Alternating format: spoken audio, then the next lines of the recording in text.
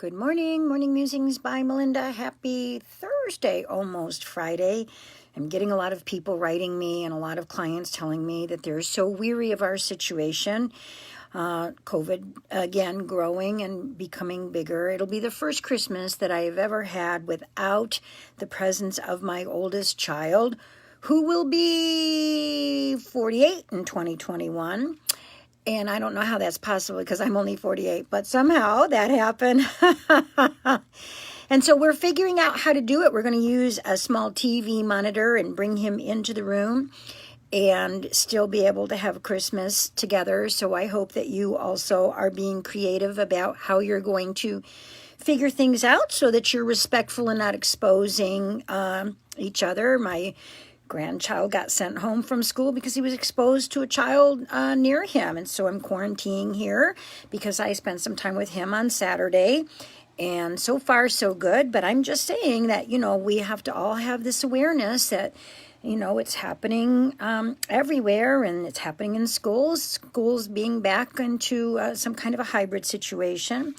And, most everybody that I talk to are so good-natured about doing FaceTime, phone, or Zoom. And I reassure everybody that I can easily talk to your person from the other side by Zoom. That person is standing next to me, not next to you to talk to me. So please don't worry if you are being asked to get on Zoom or FaceTime. It's going to be just fine. It's a late musing today, so I hope that you'll catch this later because we've been talking about God this week and understanding the energy of God, our interaction with God. And today's topic is, how does God know us? And the interesting thing is, when you're talking about how energy is vibrating, then I think that the energy of God really is an energy that receives from us through our intention. What is it that we intend in our heart? Sometimes as human beings, we make mistakes and have, things that we don't intend to do that hurt others, or things that we regret that aren't meant to be inappropriate, but we are human beings and those things happen. So I think God knows us through our intention field. So I found these wonderful 10 intentions by Chandra Shibarwade that talk about the best intentions for self. And I think if we set these intentions in our heart, then our interaction with God and the reflection of God's energy through us manifests and allows us to feel like we are being seen and heard by God. The first intention is to intend to manifest happiness naturally. Sometimes you just have to find it in you to pull out that level of joy or happiness. We've talked about that last week, finding joy in little things and doing things that make us feel like we're celebrating life in every way, doing things that make us grateful. So those are the things that manifest happiness naturally. Intend to respond first and then react. Reactive people really don't get anywhere because they're caught up in their own anchored emotional baggage, usually from childhood, and they become very reactive rather than responsive. And that never is appropriate because you can't communicate well when you're reactive. You have to respond in order to communicate well, including through differences and so on. I intend to witness divinity in everyone.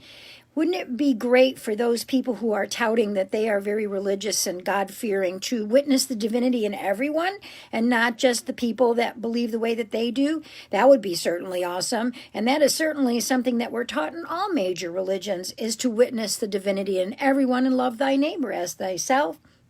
Number 4, I intend to lead by example. Be an example to others of being able to be in a place of calm and expressing yourself with the kind of intention that creates a collaborative energy, or an energy that the communication is clear.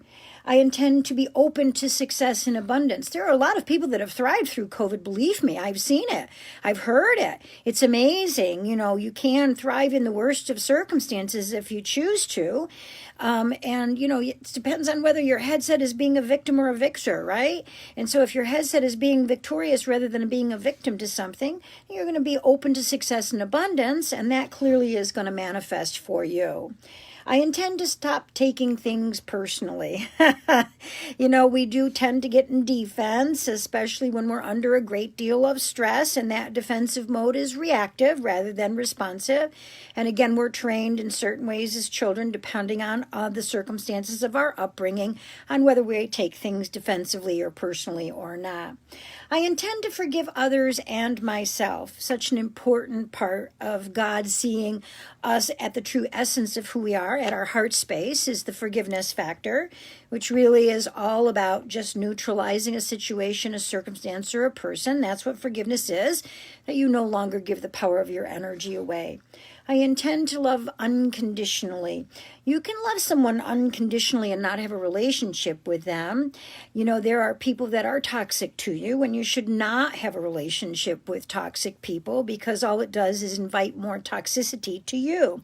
But you can still love them unconditionally. There's a big difference in that. Think about it. I intend to make meditation a more important part of my lifestyle. Meditate, meditate, meditate. That is the key to being able to connect into your divine self and have a relationship that goes back and forth with God. And lastly, I intend to make someone smile every day. That would be a great intention if we tried to make each other smile every day rather than, the nonsense that happens. Yeah. Oh, it is what it is. I hate that phrase. It is what it is. But sometimes it's the only thing to say, that the situation is where we are at. All we can do is give the best of who we are to each other, be respectful, honor our intentions, have a partnership with the divine in order for those intentions to manifest.